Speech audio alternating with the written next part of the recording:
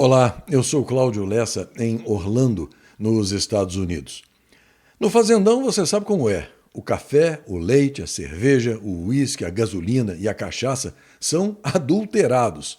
Mas as urnas. As urnas são invioláveis. Hoje, 16 de outubro de 2025, é o dia do chefe, o dia mundial do pão, o dia do anestesiologista, o dia da ciência e tecnologia, o dia mundial da alimentação, o dia do engenheiro de alimentos e o dia mundial da coluna vertebral.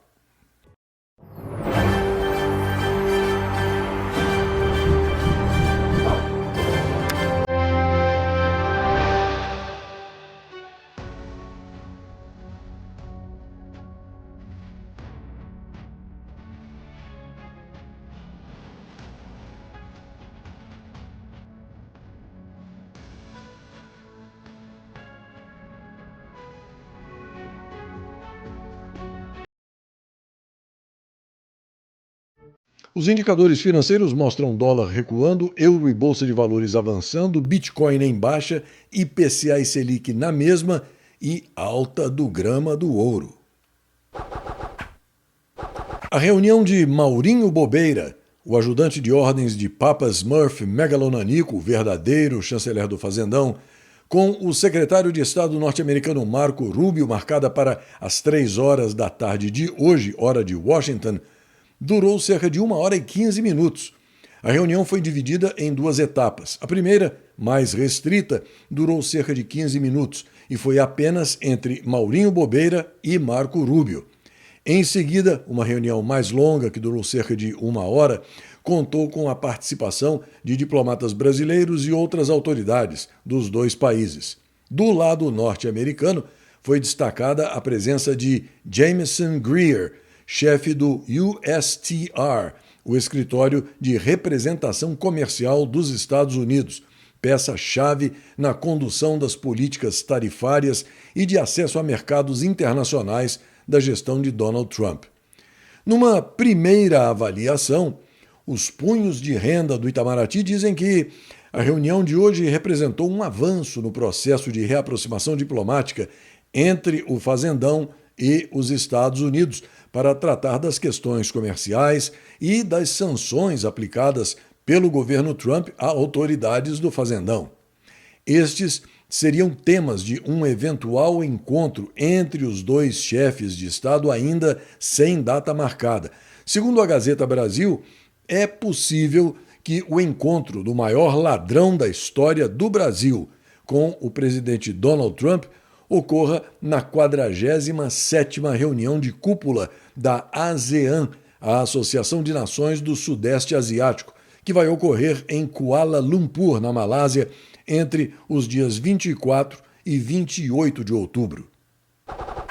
O jornalista Joaquim Ribeiro informa que o Tribunal Federal dos Estados Unidos solicitou ao Judiciário do Fazendão que notificasse o satânico psicopata golpista sobre o processo movido contra ele pela plataforma Rumble e pela Trump Media. O que deveria ser uma formalidade judicial de rotina em conformidade com a Convenção de Haia, foi tratado de forma a blindar o psicopata sancionado.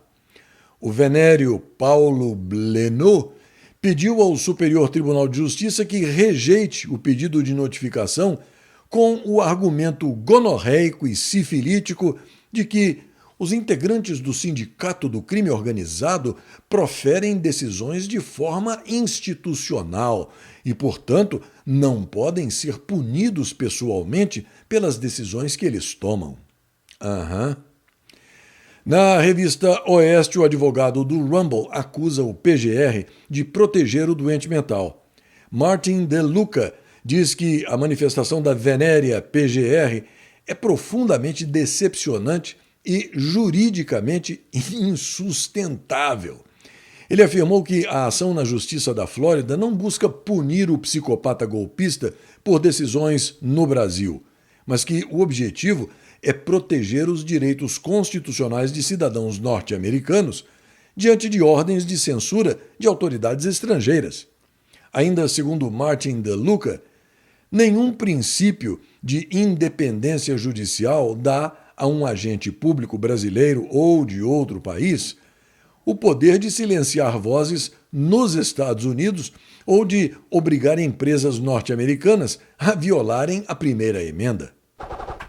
Num exemplo clássico de ladrão protegendo ladrão, a revista Oeste informa que a base desgovernista Petralha de Ocupação conseguiu blindar o irmão do cachaceiro corno e maior ladrão da história do Brasil, que atende pela alcunha de Frei Chico e que atua na bandidagem como vice-presidente do Sindicato Nacional dos Aposentados, Pensionistas e Idosos.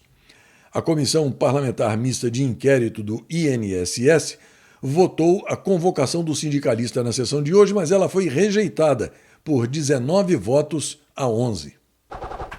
Na Gazeta Brasil, a notícia de que o purpurínico Lulu Boca de Veludo recebeu alta na tarde de hoje depois de ficar internado no Hospital Sírio-Libanês em Brasília por causa de um mal-estar não detalhado pelos médicos. Segundo a assessoria, o vaporoso Lulu Boca de Veludo apresentou melhora no quadro clínico e foi liberado para seguir com medicação em casa. Mas no Fazendão você sabe quando um desmata, o outro desesfola. Lulu Boca de Veludo agora está na mira de todos, especialmente por causa dessa internação inesperada e ainda mais especialmente por ela ter ocorrido poucos dias depois que ele bateu em retirada do Sindicato do Crime Organizado. A internet não perdoa, e uma vez que não houve nenhum boletim médico, as versões tentam se transformar em fatos, como essa notícia fake aí, que diz que ele descobriu que não terá o visto de entrada nos Estados Unidos de volta depois de conversar por telefone com o secretário de Estado norte-americano Marco Rubio. Um contato que jamais ocorreu. Da mesma forma, a notícia ainda inventa que o apartamento milionário da família de Lulu Boca de Veludo, em Key Biscayne, aqui na Flórida, foi a leilão. Outras versões, mais apimentadas, sugerem, sem qualquer confirmação, que a internação de Lulu Boca de Veludo estaria relacionada à necessidade de retirada de uma cenoura ou de um pepino que estaria entalado onde o sol não nasce. Dado o histórico de mentiras em série e de subterfúgios de Lulu Boca de Veludo, você sabe, tudo é possível, né? O jornalista Joaquim Ribeiro dá a lapada final lembrando de uma postagem de maio deste ano, onde se informava que, após um possível acordo com os Estados Unidos, Lulu Boca de Veludo deveria deixar o Sindicato do Crime Organizado e dizendo que ele não cumpriu as regras do acordo, pediu para sair para tentar se livrar, mas foi informado sobre as pesadas sanções que virão sobre ele. Agora foi chorar num retiro espiritual, pensou que havia derrotado o bolsonarismo. Porém, eleições não se tomam. É preciso ter o voto da maioria do povo brasileiro. Então, não amola, mané. E no Rádio Teatro, em cartaz no Sindicato do Crime, um novo capítulo da Briga de Bandidos. A Gazeta Brasil informa que o repugnante Boca de Caçapa e seu coleguinha Zé Peruca, ou Beija-Pé, protagonizaram o que foi considerada uma dura discussão, entre aspas, presenciada pelos asseclas no intervalo de uma sessão plenária. A Briga de Bandidos teve como ponto central a suspensão do julgamento de um recurso em que o senador Sérgio Iscariotes Morno tenta reverter a condição de réu por calúnia contra o laxante Boca de Caçapa. A análise do recurso de Sérgio Iscariotes Morno, que ocorria no plenário virtual da chamada primeira turma, já contava com 4 votos pela rejeição do pedido do senador, quando Zé Peruca pediu vista, suspendendo o julgamento por até 3 meses. Laxante, o decano da Pocilga, questionou a Secla em tom irônico sobre a decisão, e aí começou o bate-boca, para felicidade geral da nação. Mas o que já era ruim só poderia piorar, não há como negar, né? Agora, no fim da tarde, por exemplo, a notícia de que o cachaceiro corno e ladrão de velhinhos e aposentados decidiu indicar o Bessias para ocupar a vaga de Lulu Boca de Veludo no Sindicato do Crime Organizado. Hora de tomar um estomazil com urgência, né? Você já está vendo o CL News e o segmento de orações no site clnewsoficial.com? Então, deixe seu comentário sobre as informações que você acabou de receber. Clique no título do CL News, que está na cor azul, e o espaço para você fazer seu comentário estará aberto. Comente, dê sugestões, elogie, critique. O espaço é seu. clnewsoficial.com.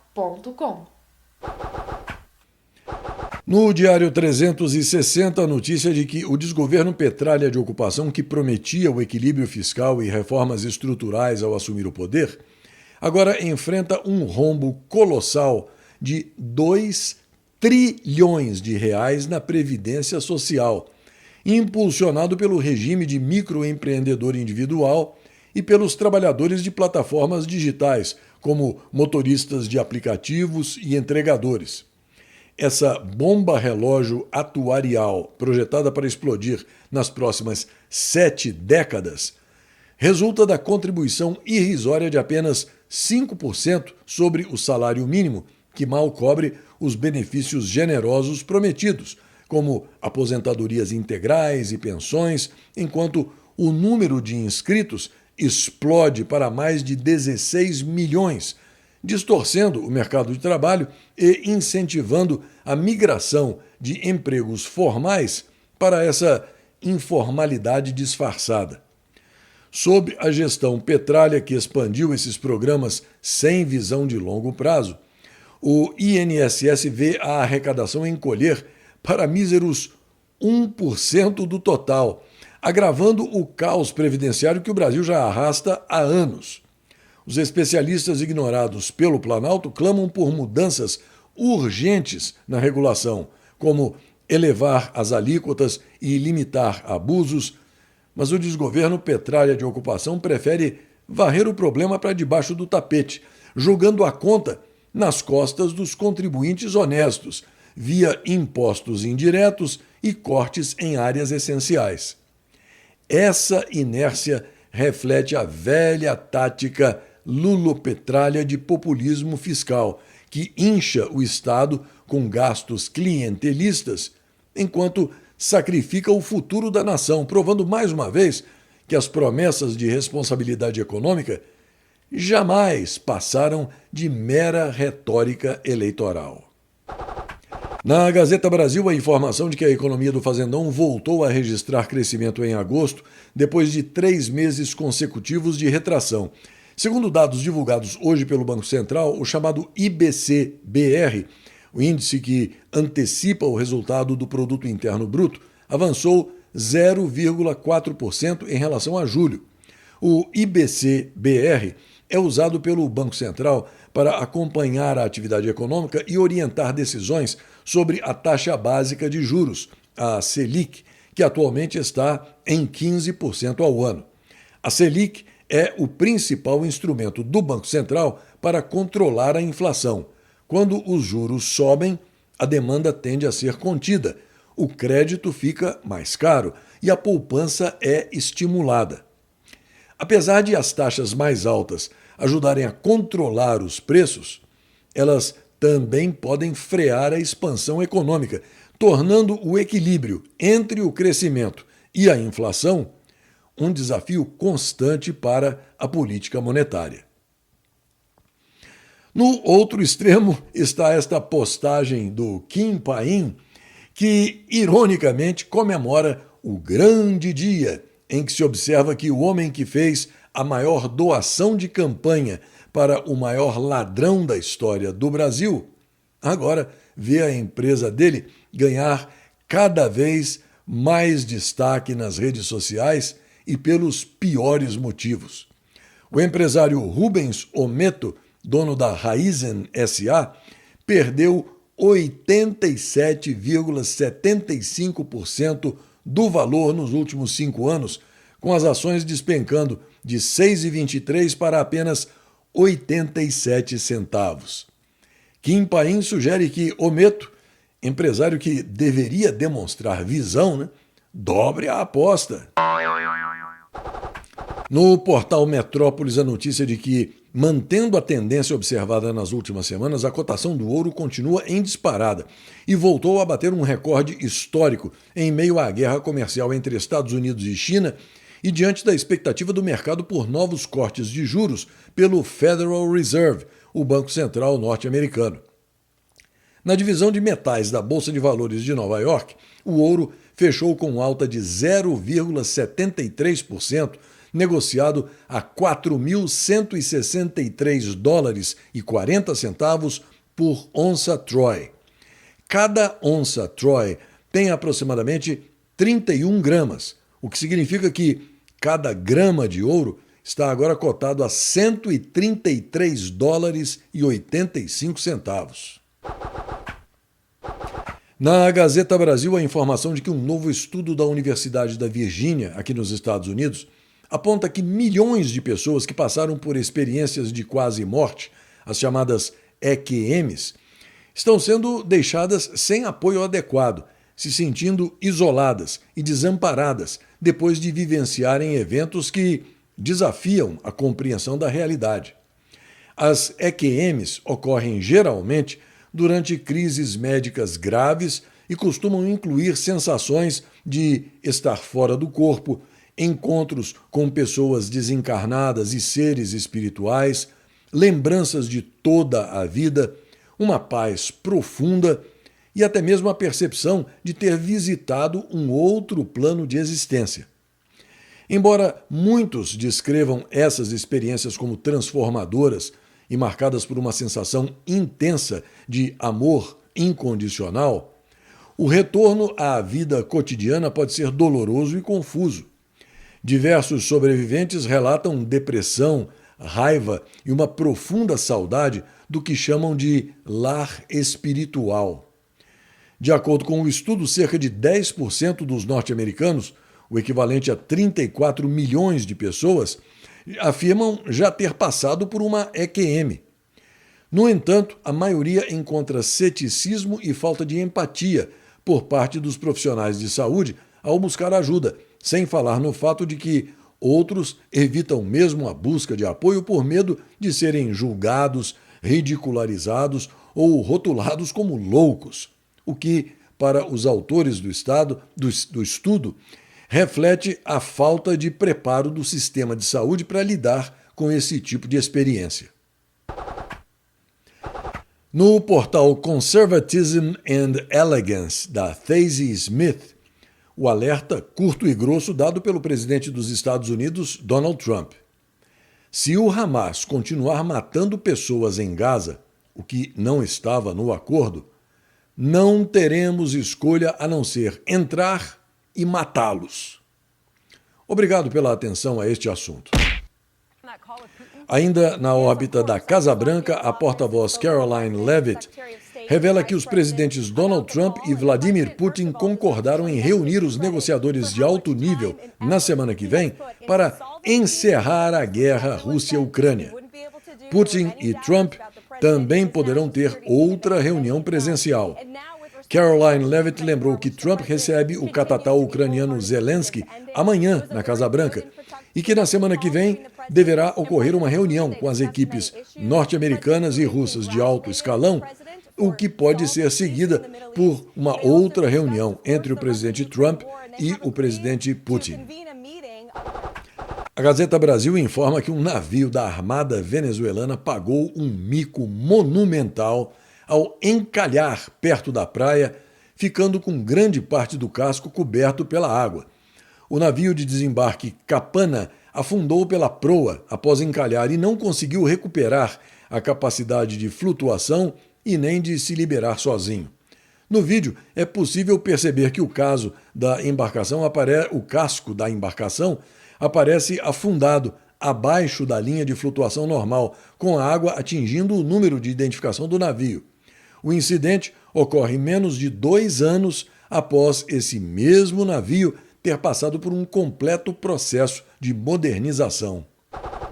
A revista Oeste informa que medidas mais rígidas para o ingresso e a permanência de estrangeiros em Portugal entram em vigor depois que o presidente Marcelo Rebelo de Sousa promulgou hoje a segunda versão da Lei dos Estrangeiros. As novas regras também afetam brasileiros que planejam residir no país. O endurecimento das leis de imigração integra compromissos assumidos pela Aliança Democrática, coalizão de centro-direita liderada pelo primeiro-ministro Luiz Montenegro, durante a campanha eleitoral.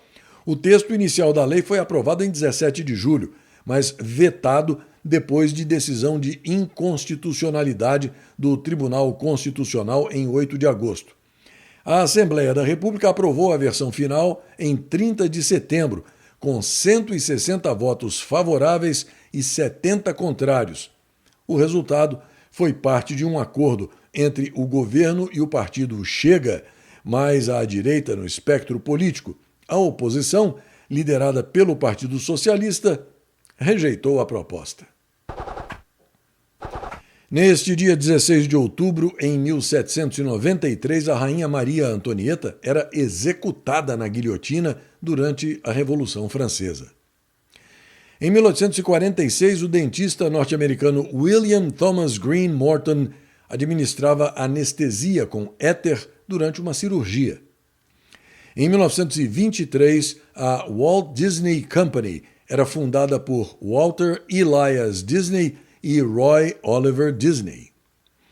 Em 1936, era inaugurado oficialmente o aeroporto Santos Dumont, no Rio de Janeiro, o primeiro aeroporto brasileiro com finalidade civil. Em 1946, ocorria a execução por enforcamento de 10 dos 12 militantes do Partido Nazista condenados à morte no julgamento de Nuremberg. Em 1962, começava a crise dos mísseis cubanos, com duração de 13 dias, quando o presidente John Kennedy era informado das fotos tiradas no dia 14 de outubro por um avião espião U-2, mostrando mísseis nucleares soviéticos em Cuba. Em 1998, o ex-ditador chileno Augusto Pinochet era preso em Londres, com um mandado de extradição por assassinato por determinação do juiz espanhol Baltasar Garzón. E em 2024, o exército de Israel matava o líder do grupo terrorista Hamas, Yahya Sinwar, na faixa de Gaza.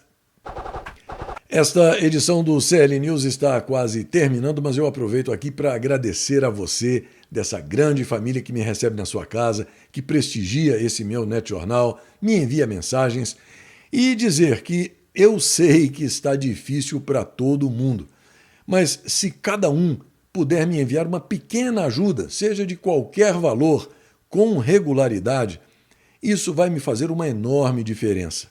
Desde já, eu agradeço o seu empenho e quero dizer também que leio todas as mensagens, embora eu nem sempre responda uma por causa do acúmulo de trabalho. Mas eu peço que você continue me escrevendo e peço também para que você acesse e guarde o meu site clnewsoficial.com nos favoritos do seu navegador. Divulgue o site para todos que você conhece, para que esse jornal objetivo, isento, sem manipulação, mas com aquele toque de humor, também possa chegar até eles. Aqui vai um forte abraço para o Diego Cruvinal Saboia, para o Gilberto Mant, Believe the Fact, Diana Dalbosco Marcos, Eulália Franco, Robert Souza Lana, Marcos Fernandes, Márcio Ferro e para o Alberto Mengozzi. Ah, e mais uma coisinha.